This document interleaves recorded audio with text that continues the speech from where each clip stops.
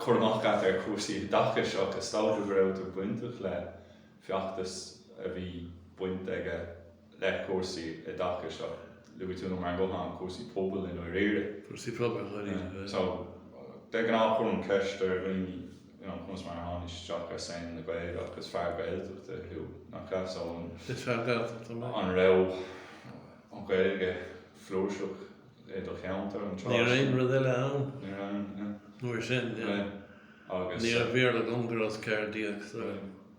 agus ar Scoil Dhún Chaoin agus na tistí agus Ní raon rud eile ar Scoil Dhún.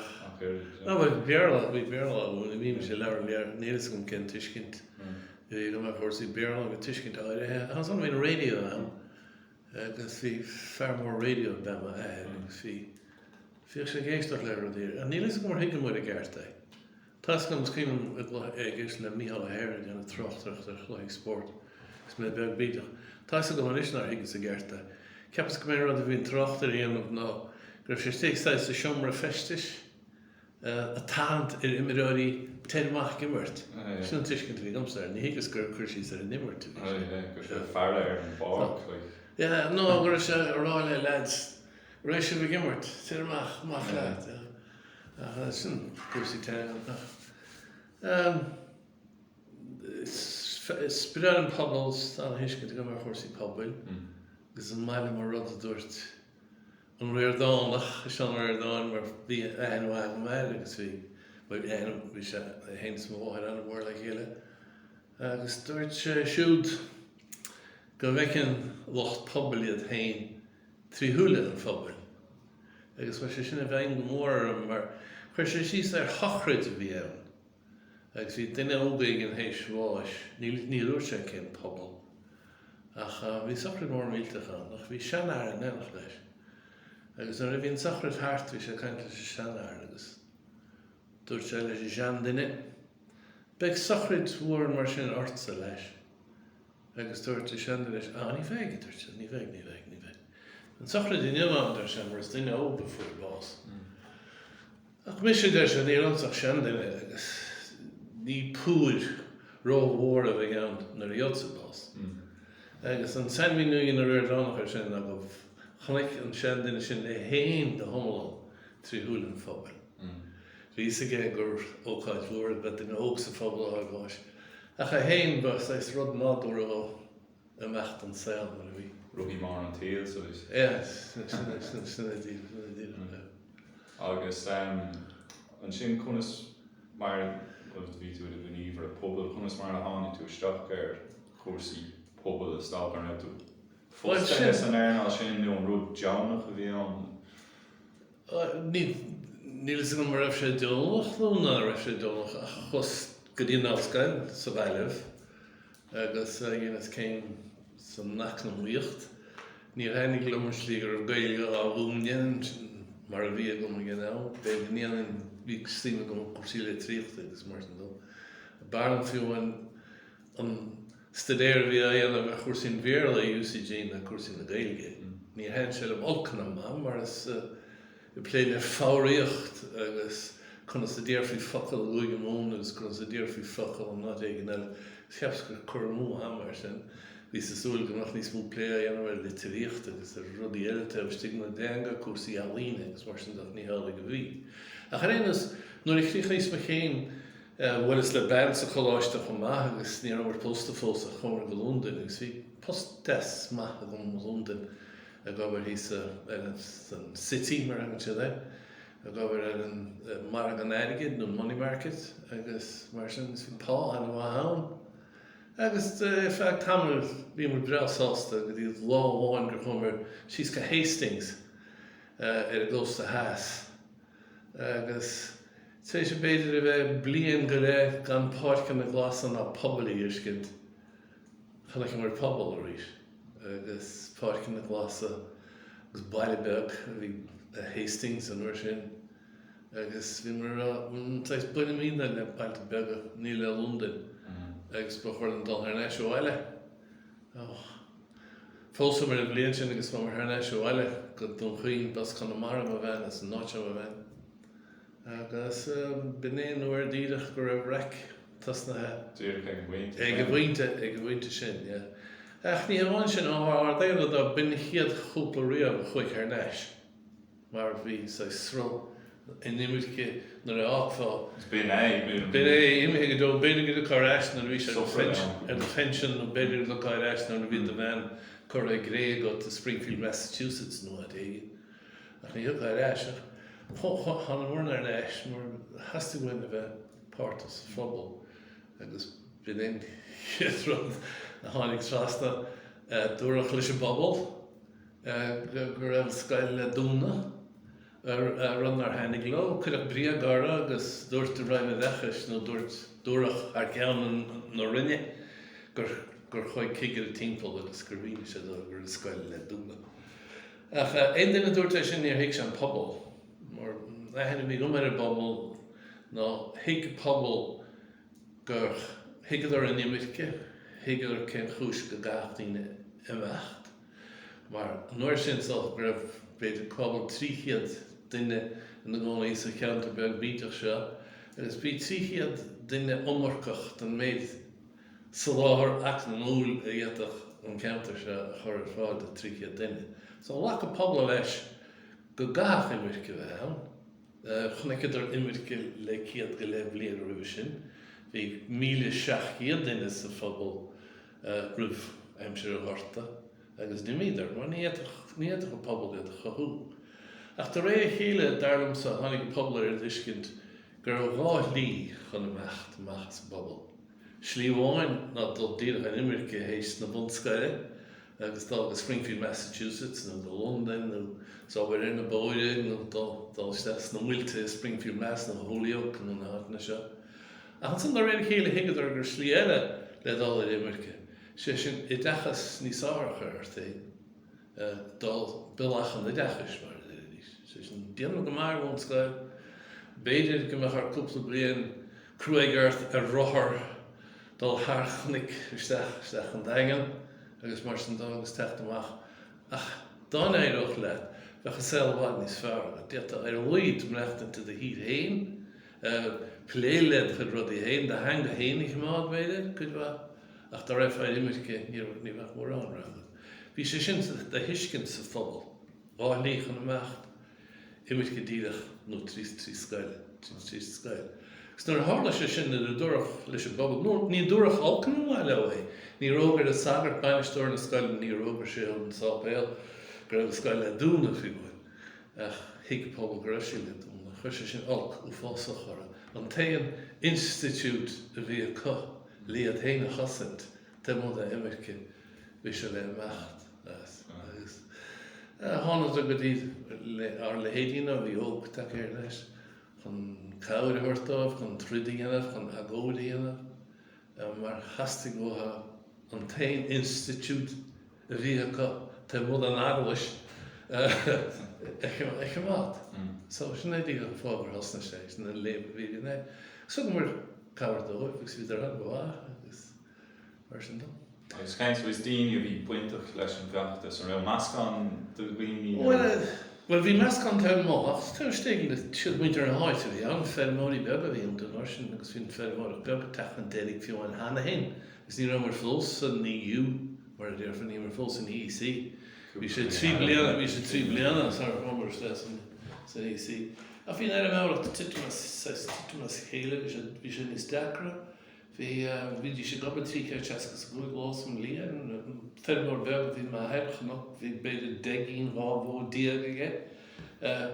10 bliana a roimh sin, bheith sa réasúnta maith go rábhó díag.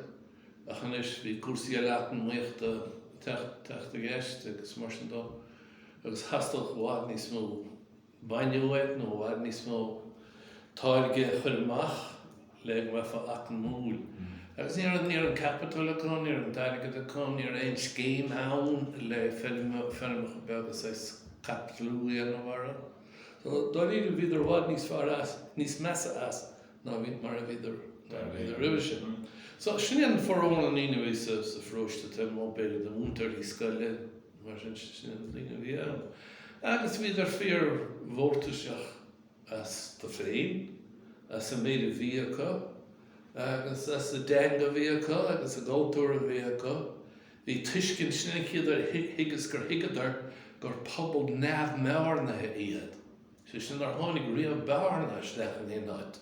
Go leabhar ar siúd gaige, mar go leabhar nethead gaige sa máthar gaige, agus a muinte siúd, agus a muinte siúd, agus a muinte siúd, siargadí nuair go raibh osín agus siúd na cúile. Ní raon bearna. Chud ag an airlach brúna, chun é de chur as a danga sin, cuasaí creatív, cuasaí a choimeád ar raibh.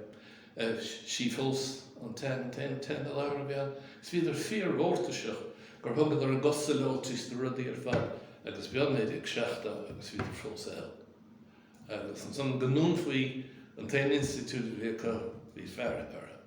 Well, bhí náis mar hobar ag anachid scoláidí. Siad tacht. Cuireadh ceistar. Teachtar is cuireadh ceistar, ní nús Breandán a bhuachla seo a tóma. Mar a bhacatí, bhíoh muintir bhacatí an gcónaí an muintir de brún. Muintir Wáthar bhór a bhacatí an bhean bhí postaigh seán bhacatí. Mar a de brún bhíoh si a múna bhlas na tríd nóide. Bhí umcaildé bhí sé na uachtaráir chláist an allscail an agallamh agus green smoker gan de habradár an nóibh. Bhí umcaildé in na Cardinal agus bhí umcaildé in na scríd nóir, scríd de Big Sycamore, Morris Brady is dul an simmer en an cléte héna. Bhí man bhíon na leabhar sin léite ag daoine.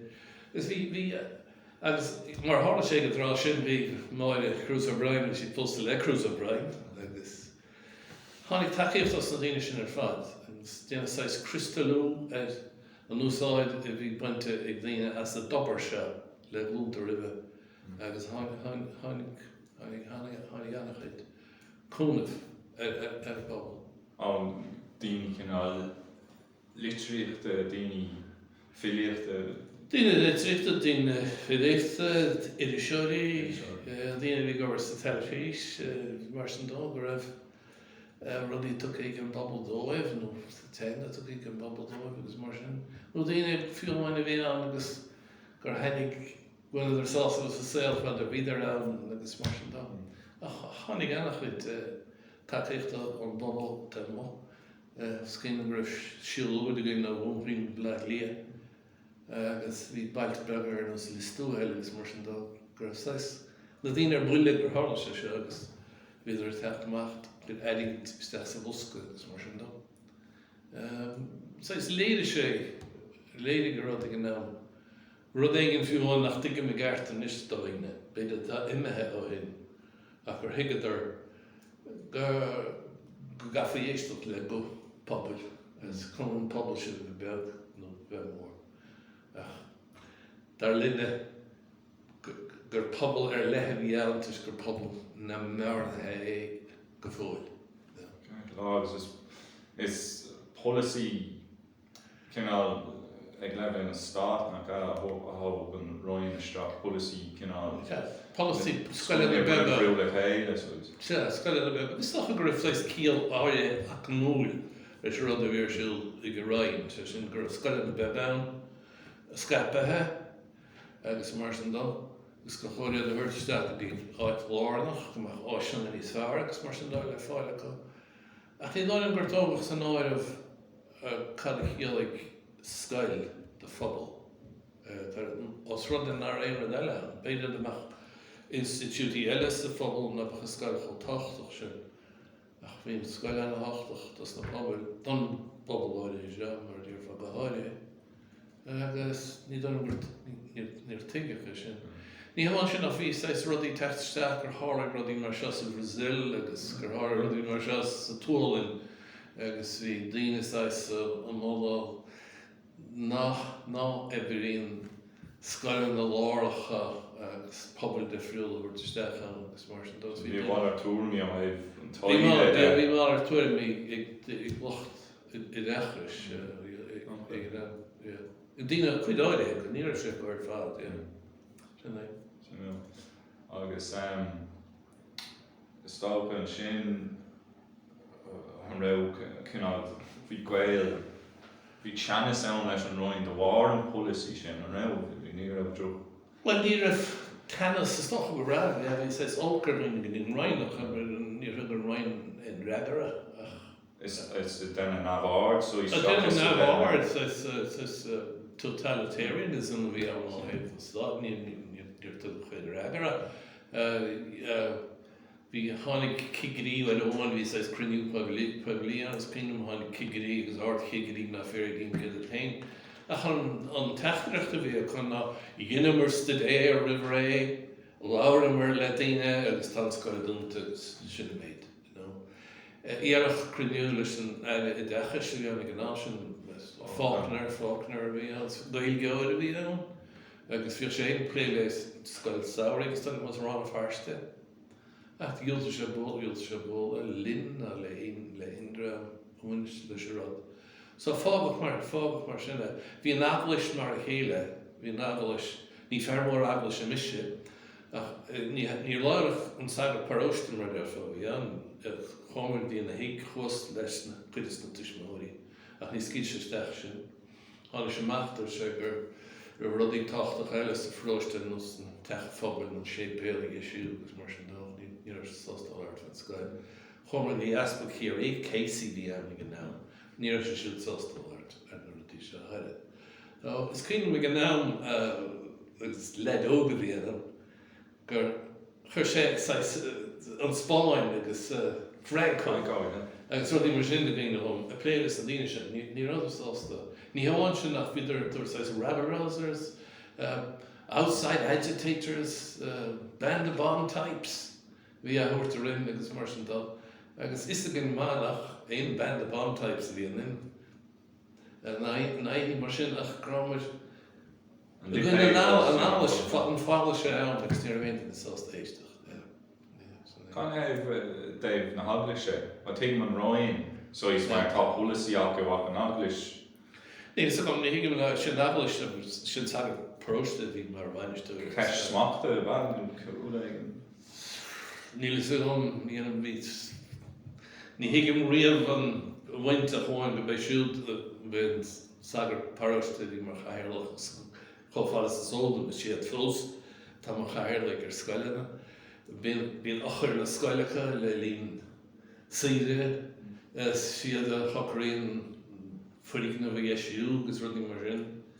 Ach tá rud sin níl is gom mar smaoiní do riamh ar chóir nach policy scoil nó agus an sagar paróiste bhí an ní dro scout bhí an mar dearfá.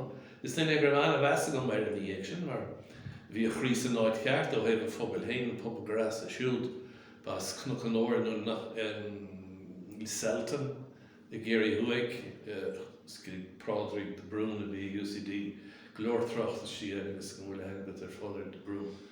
Bhí sé an Royal Irish Academy chumáid ceapú sé UCC fiú láthe.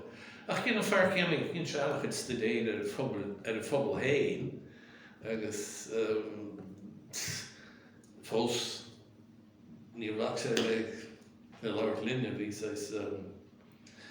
ní hastig bhtha an proletariat is scoil isteach an éon réimh sin a haon rud le rá a sé thuirsaí mar sin. So bhí oríh an áí feachtas a rachtá chun dul a bhhaim orthú agus hín tánig ar dhéana seán riad a bhí mar bhí bhí sé buinte leis an náitings mar sin dosca agaríoch rudí an ná lia bhí táirlinn grand chieftains asta le chuineamh ceol a charbon daoine nús Albert Fry as beal first agus mar sin Martin O'Kane bhí go an tíáide agus mar sin agus bhéidir gur duine cúis ní smúna acu scoile den lúis mar gur an saoil na marna se gur as cainte ag go buinte sin a techas an deirig. Fud na tíre sois. Fud na tíre. Tuiscin sin. An tuiscin sin. Níomháin sa Gaeltachta tá mudan agus a gúrsaí a deachas féidir an allscoilena agus mar sin dó. Sin a hiiscin sin is sé. Sin agus luú máthúil an sin bhí máthúil Bhí máthúil il sin se léir sé agus agrathe imachtaí eile an sin. Well, is Mick Lane as UCC, Agri, bhí cún a bhagraigh gráadach. Céimí sé an nar léatam istal ar chuide agraigh agus an san dumsing de Gardaí sin de mod an GPO hín heavy gangs na Gardaí mar sin agus níor henig léarseoirí na band types lo a kaint fe Scoil Dhún Chaoin nó bhile agus a churbach a trocht te mod an GPO agus cicáil sin agus mar sin do agus chuch tógach chuide gin agus chuch lí raim viidir le prísúnáilech ní chuch riamh bhaim mé. Ach sin says tíre bhí an ná. Níor cead a gut. Léirsiú síchanta éanamh. Gan foréig an óling. Foréig, yeah. Nó bhí cuasaí eile ar siúil sa tír chun máthar sin. Ach sin says intin darlumm a bhí I go lucht cenis. Bhí dí snadlis goin rud eile. Cur deirelis na rudí sin. Ná bhharla cur deire. Agus in dhí sin an agallamh ná clé ar a bhfuil puinte cócanúnach sa fheachtas an gapáú ra. Well, an rád cinúní bhí an agur táchan generalta ann starm 63 agus chuireadh fianna fáile bhí stig le fad an lá go gcuireachas effigiad agus gur tháinig beidir go dro asara an is a tháinig dram nua isteach go háirig bhíidir sa Labour Party nuair sin daoine go raibh ideachas agus éineas léine acha isteach gceannas agus mar sin do. Agus bhín tálas le Scoil Dhún Chaoin gur ceap fearda bhar an Dick Burke agus gur bheith an ggéir chun chuoine sin an brád Christí stáil an fi taí a ggéin a chuirsaí ideachas. Agus mar sin dó agus gribse sé báidú leis a rád agus gans na híon rud éigen sé nuair a ceap a chaim mar éan an Scoil oscailt. So freise go mór ar farsan Tugtar aire. Freise go mór a farsan Tugtar aire, níl gom ní dóch gur aire géim fallaíach freise farsan aire. Schuig an rud a bhí a bhaim le siúil le trí bliana chuir sé bhaim mer, so is féidir dul a bhaim mer. Beag beann ar na stáidéir? Beag beann ar na stáidéir a bhís. Ja, chuis bhaim mar tas gom nar hense stát ar a bhís ní doch an daín fós. Daín fós. Agus an sin gin ígam an gheachtas bhí ná le linnam an gheachtas nach raibh cuasaí cáiríochta agus mar sin de tábhacht bhí daoine ceamh leis an scúil chuí a chur an scúil agus. Tuach, Mar metal so is not that. Yeah, we won Scoil an College of Art in an or sin anders in Angrid Ruddy. Mikne is host in 3 no de video show was person do. And I imagine a Scoil Dhún brod na bid na and na fheachtar the action session do go chuide go Scoil eile bid níos mbliana chah a báistí ar Scoil sa de Scoil. Maar er le ní decha sóil mise a chnach a tannach ar a bhí sin aber. Agus Scoil órálí beidir cúpla rang agus chaidís an tíarna ó gáis go saora dul ar Scoil. Agus bhí anna hannach ar sin ar na daltaí sin sóir bhhaid níos mó a bheith a cóistí saoirigh ní sin ó heibh cuasaí teangan an is do a gain. Dunnach rudí mar sin agus Nascaní ann. Bhí nascaní ann, déadach, yeah. Agus nascaní ann le luúitú tír eile ar an nascaní. Well, bhí Scoil Dhúntas freatin bhíigh ben chrais an bhí Scoil. Agus níl scéal sin go hamláin a chonad a siúil go dún chuoin. Agus bhí éithnig an uair sin bhí ceol na bretain na bige ceol nuaíiseach met na bige bhd níos na uaisín an ceol a bhí in éidir. Agus bhí daoine ar nus David Ewan agus Kim Jones agus sin mar sin agus cas a hanta siúil go dún chuoin viidir dechan ár dhuid agus mar sin dó. Agus bhí anna chunach ar go sin ar an trámach sin na chéad bhfuil beidir go cháilmid ceol nuaíiseach an bretain bhíh ní ar bhéin réideal na Gaeltachta na aoní mar sin na aon slích na aon bheán an na ghlaisfáil ceol mar sin ní an the radio. Rúdár nua bhí am. Is rud an doscail sin saoilmachs lí sin, yeah. Cumí le chéim bliain a bhí gceist an sin nar an siad in cuat. Hánig sin san cuat an 1970 bliana dúnach ar Scoil. Bhí ar dechan or bhí defa dúan an mar bhí ainigean trí agus frá is do agus sé. Agus bhí sé siúlpáirteach sa rud a bhí ar bun men chreis. Agus stúna Scoil agus le Scoil an chuoinegus pobl a bhí ar chumá. A stoil an chalad ar siúd an tríd, ní scíal an gam. A ha, but bhí anna winter in leis an bhí anna winter in leis an rudí an ná. Simú, yeah. Agus in ígan eachtas an sin rah tuile le déine nóir a cinál tháinig bóg in níos agus stága sé an fannach an scóil ar oscailt. Bhíon deire an cathnú rah tuile le déine so ísna. Well, bhín é deire an chathastach na machnúir bhín rudí mar sin gríochtaín taintear éis bheith chóras stad televíseach agus bhín nach chuir 10 ciún agus tá an rialcha effigiúla a bheith ríis do réidir chéile ní bhín céad Scoil an ní techt amach chatar chuí le rudí. Tá an Scoil an chuoin fellóid gur bhhaile anach Scoil na dálanach go neirtar lo níos an gáidúil nó a bíad an stad televíse nach féidir le sin íana bheith ar cuasaí áireachas nó cuasaí ag réideachas nó mar sin dá. As mór an trúna an áirín rudí mar sin ar nó. Bhí ar an bhéim sa bheim, bhí ar an sa marga te bháil agus tá go bhéir bhí mu go bhéir ar réifm agus. Dan se bheith dún chuoin seáil eile. Dan mar an chuoin for seáil eile ceannig mar tuige agus mar sin dá fuair is post le radio an Gaeltachta tuige ná, so chud a RTí bhí an agus mar sin dá. Agus an treib sé sin lu tús na seachtóidí bhí rudí eile táú don áí le tú Gaelscoil mai muna agus bhí an winter in lo siúl. An raibh? Bhí sé techt agus bhí mi sé dulchúla agus mar sin dá. Bhí sa céilethe beh agus ruí a chur amán. Agus bhí áit níl go bult a chláirna an tal liminí tá sé an Pléann nac le cí rush an san bhín Scoil sin dúnta chumá. Ach bhí tí léile siúd chumá níl go mar réidir le sin an Scoil má dúnta mar bhí pléile rudí eile ní dhéag ach bhí pointe go leat mar sin. Tá bhí ru agus an air an raibh mar dúir tú bhí deire tak le saoil átha agus bhí ru an a gapra so is. Bhí hín seagar in Stonewall a titim.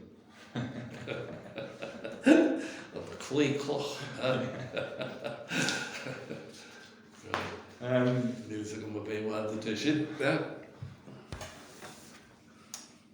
Yeah, I mean, it's okay, yeah, sin an riamh fiasach ar cinál gluúsú diaile, well, námh cín a dachas siad nó was luúte na scoilní an nach lé na feirste sa brat yoga fiasach ar an gluúsú diaile. Ní ra, well, ní gamsa go persanta ní ra mar here le vís pléile cuasaí seoireachta, cuasaí creaalta agus mar sin dá. Agus bhí radio an Gaeltachta gur ar bun, agus sais choras a decha seile bhí an son, mar beseáin chéad dúir, gur raibh sais meán léthúil tuairistigh don teanga seo. Meán léthúil bhí meán eile meáin an popéil agus mar sin dá. Bhí forróir an ama caint ar filleadh na teanga, níos muna éanra deire. Bhín hosting a meán núise a gramar mar chudó agus bhí mar a déirigh sais sósamh, thuairt a riine, a láir teanga le rud le siamsaíocht agus eile chur ar fáil in na teanga éin. Agus gan bheith caint ar chuasaí na teanga. A chuasaí na dailm a chuirt go fada. Agus bhí anhainte go mhéim le go bhád le muintear na Halban mar trí imprecise beidir ar háil sé. Trí radio bhín mar a déirigh sais teanga bháil dhéanamh lena chéile agus it's chlárcha cócréalta ar bun mar is mé an radio na Gaeltachta na néidir na BBC Radio Highland ar bun agus BBC Radio na Nail nó na Gael in the éagsú agus mar sin dó. Bhí chuidig in adult sáilsa náil agus mar sin dó. Agus í agus cóchláircha chur don agus studéir cad leis gomach den éigen an luchaín sásta damach den éigen as ilan bharaí nó ilan ústa des. Cháinmhar rudaí ar ceol agus scialaíocht agus mar sin dó. Agus Dhuibhne agus cuineach má gúire céim na cuairí tá sé fósa BBC agus Alan Donald bhí chosnim mar chláircha bhfuil sé céimar sibh. Agus sin rud a bhí ann, Bhí sé níos deachar a bhéile sin mar an bhic mar ní higann ní Súlacht, tá sé níos fósa lé le álamh. Ag an am chéanna bhí mar dhéanamh sinní anamh. Ach ní raibh go bhá leis agus bhí Bins na seachtóidí. Bins na seachtóidí. Bins fads na seachtóidí, agus béidir tús na achtóidí achas na seachtóidí is mó bhí rudaí mar sin ar bán. Agus an bhíh ar bhuach. Dúigh rudaí I dro eile chumar na imirceach na daoine bhí eile fada go raibh sais pobl agus institúdí go thar lear. Agus Gníomhaire a London larg caribh muintir na háite raibh pobl acu mhuiile dís le chéad nó sáile dís teang agus Gníomhaire chuidhá acu Gníomhaire hartar Caol West Ham níos London not England bhí pub an tí White Hart agus bhuiilech buin gailgeoirí le chéad san nó daoine ní hiúr an gailgeoirí ar ach daoine a húsáid segla go nádóir agus mar sin dó. As an form machar a Dhuibhne na Atlantach gur annachhuid pobl bheith the winter na háite. Massachusetts go yes, Connecticut Valley or out to Springfield, Holyoke, Westfield, Chicopee, na sin. Gur a stad ú fásach a bhaine le éidir a únta. Gur a daoine ó húchín ó éanacht in dá lám so Gurach an áitir bunmark, Cabottville, Shears, Sach, no. Seachtaí rudaginn, hí Mína dáir, do bheith? Muilte ar an am, cudás agus álamh. Éonrá Sin an dhéanach na fid, mar bhín rána go bheith over sticks na muilte seo. Bhí cedig na mná a bhid leanaí ar leanamhart steach agus mar sin dó. A pas é scábhaíocht ú fásach bhí ach fós bhí pobl bhí pobl éireannach nó gan sais ghettos mas baile. Ní ghettos idir ach bhí cultúr na héine stigé náitin is Hungry Hill, Springfield, is Dino Chorcaín is bhí an le éine agus muintir bhí ó Carhain is tír chana gus mar sin. Ach rís bhí sais apal ar a úsáid muint as a danga mar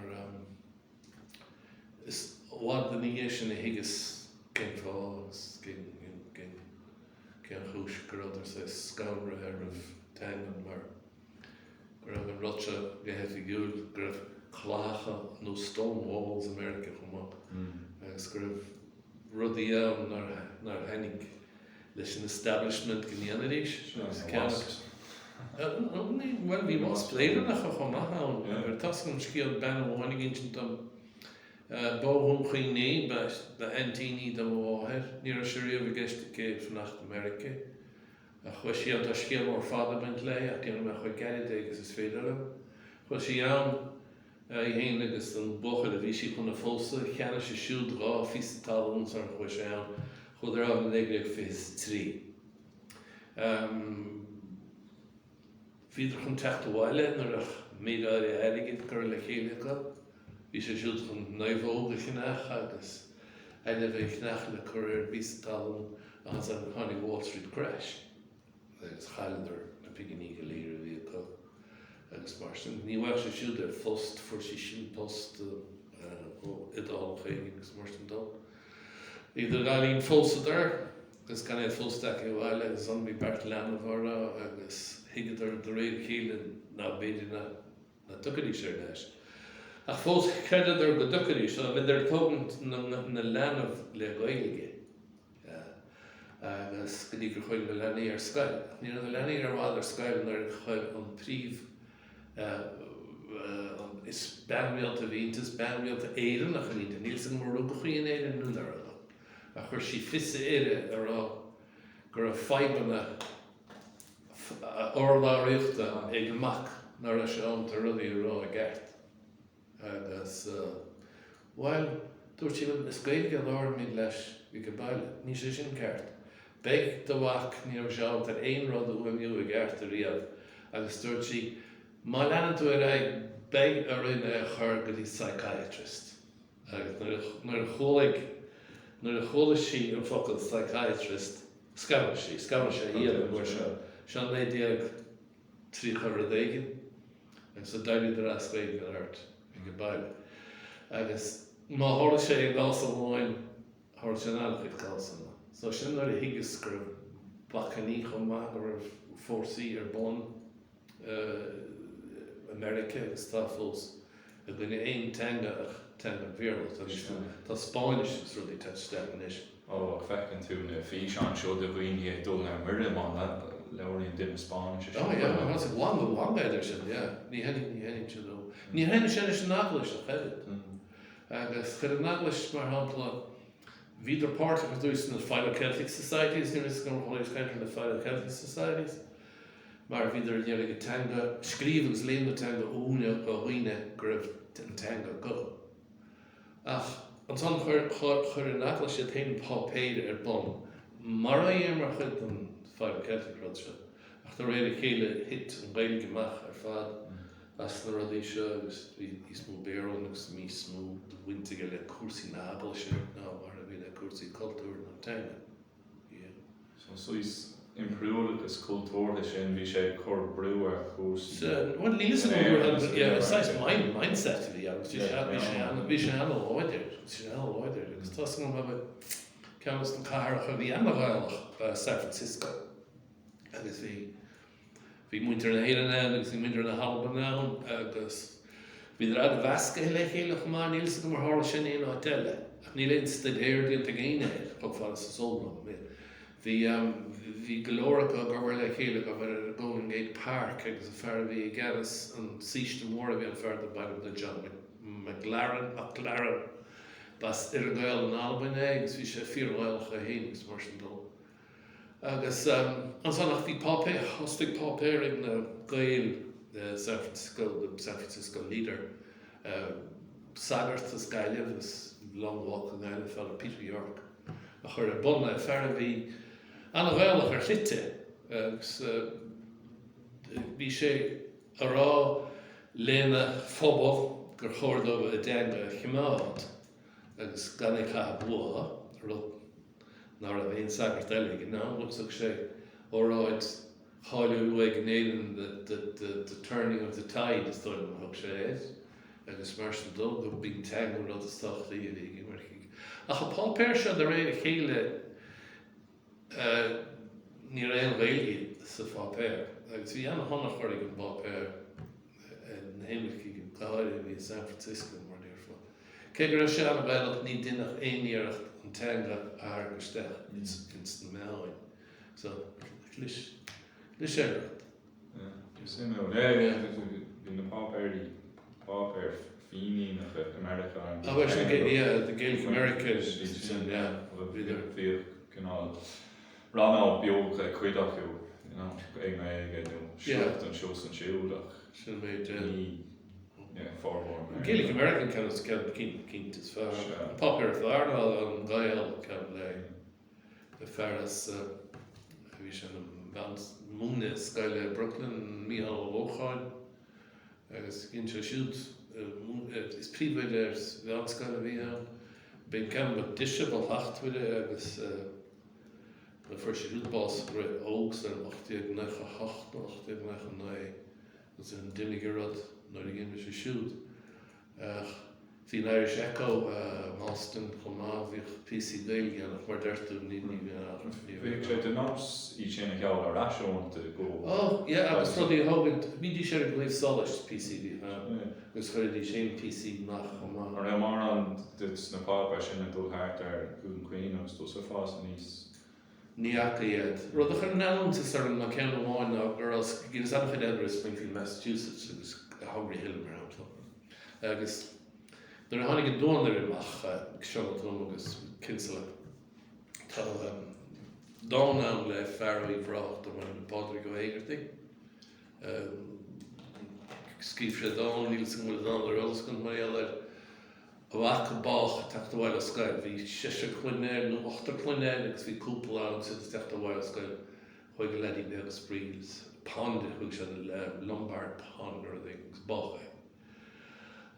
Bhí an taithir ábhríonn déagmar a dag sé Waterfill ó Cuireán hísa Chiarraí ach bhí sé ansáite le cuasaí Gaeilge.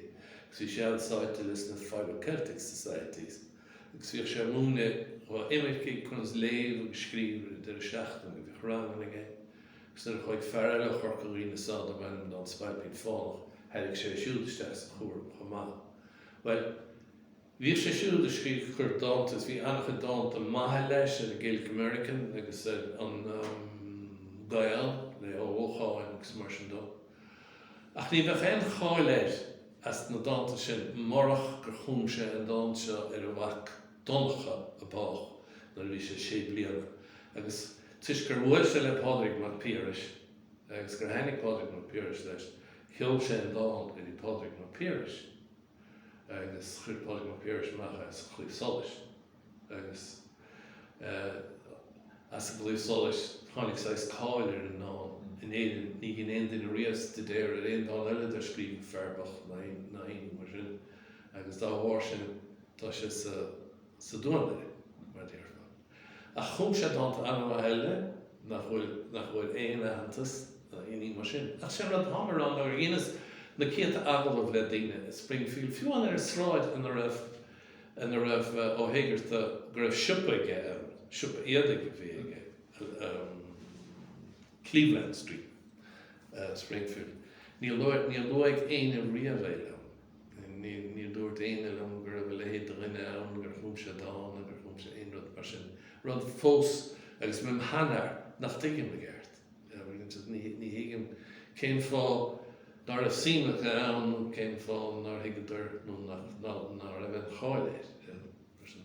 Mé ábhar an pobl cinnas scoiltí an sin an áin. Well, bhí pobl anna ghlúin ar bhí aine gomsar ar dús leis tití as a chéad go thomháin leis tá Puerto Ricans agus Vietnamese isteach tá sé stid tíhanna rád sin an leis intreacht mar an déirfa. Ach ní hiigim fós a gceart cén fá nach léon cháil ag go bhaintear hain na Springfield ar fád go héigeirtí. Agus is cinnte nar a bheith baile heidir hafa chud í áirithe bhil mar tháinig dáanta leis an Spalpín bhile uráin a bhí an túr. Bhí rud a le a bhain le sin ní bhain gur filleadh ba uráiniad agus castaíad agus mar sin. Tá mór sin hafa chud í áirithe eile bhile ní mór an eile. Ní mór an tunnach ar taid pobl nar a bhí sa géirí so sa gáirithe. Dúi tú mar péirs an sin ar bhar an umrá ar siúd agus lucht na habeoch na... Bhí an umrá ar haid, dogus haid, mar defra ní higus cé cho mór sa bhí haid, bhí ógus áirithe mar dogus scail ar chadáanta níos múna ar leil réib in íran agus le Lady Gregory's mar sin baile bhainite. A ní higus gurh cáil cho mór ar a measc an Gael, America, Bhfuil sin túfás airgid butha agus mar sin dogus héach sé agus láireach sé agus bhí anna bheasachaid. Agus fíoch an siarra agus má handaine, fíoch an siarra ceapan gur bhunan dóibhé agus a dtír hain in na farsan takeigh America. Scurbh síimeige sa teanga agus scurbh síimeige rudí mar sin. Agus ní foláir nó gran teachta láithre. Agus Sin an dul a gcionar dí. Sin an dul a gcionar, ie. Ach bhíonn sin bhí annach a dígrisseolaí ar nós fáil go héigeirtí. Agus mar sin do America a gobar ar a chun agus Má píris a bhí anig dína áirithe ar píris. Bhí má píris America leis gúpla bhí scaidir Gaelic American a bhí sé a bhuiigeann san nach raibh John DeVois, Tom Clark, bhí sé gobar sa bhuiigeann of céanna le sin ar fad. As as mystery man dom bhí fearr le chéirí ar man dom Mícheál O'Reilly. Is scríbhánach in rudaí ach nach féidir tasús le céir bheith hain Dardine gur sagarta, dardine seo siúd. An clete, Tí donna má an stón gur in an carta bhí ní tá sé deacar tas was. Mar scapa pobl bhí Manhattan, Gaeltachta bhí Manhattan. Héis néidir na filleadh scap sé go bháin. Agus táirín anna happig America. Hyd an gleonta. Chunach Hungry Hill, Springfield, láháin ceantar éigen nach chéad sarad agus ba fágal Puerto Rico just imirce táirín anna happig.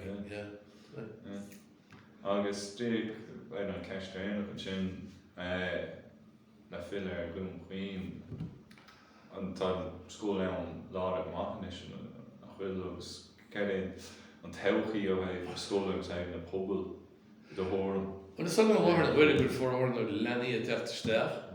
Scoil Dhún will cannot see a coil the war is really a hard like and the society has to go in a captain will always I guess good agallamh mar darlo gurmalo with Lenny at her Scoil. I saw him learn a way or last month I said for over the Lenny na chun burrows to féin iad mar nach bhfuil mór an Lenny sa froiste agus mar sin dó. Ach tá saoil athra in chumá aber tá tháinig na mar thug sead dar amháin ní leabhar is a doorbell houses go se chéintear chu sé full réin. Ní smúla lena bliana Stephen N. solas leastach amháin sa chloigín bhíon ar an noras. Chur feis an ar bháin ceist céim fáin go mín solas sa chloigín ar an noras mar na fléad lena chun é brú. Tá annach idir flaid a tíh fallúáin cé gur asmise agus an asmé le síntreacht í dín sí scíal ag sochrid bhí an léana sa rilig. Chulséinis mo bhádar a siúl nó chuoin bhí mar an feach seachtaine. Agus chéad tríomhaiden chu mar timpeall na háit ar fad. Ní bhfuil duine bháin am a dénís na aon duine déine henig mé. Ach, an tríomhaiden chuiste sa rilig is dénís go aon duine sa rilig. Tá session rud takeí anach tá sin takeí inis mór an áran go más tá sé was na stadúna go dtír ganil. Níl pobl le fiscit níos mó. Ní hon an pobl agus an ghlaun na bheice tú an tá annachid rudí eile. So maidir sé scoil tá scoil bheos tá si tá cáil idir tá si díanamh go má. Pobl airín go pobl sean scoil le pobl méisteach le pobl eile gus nachhfuil sé san bhíine i gáitir nó smó bhrín níos mó tá áite na taobh mar sin dó. Where's that? What's all right? Sorry, go mé más.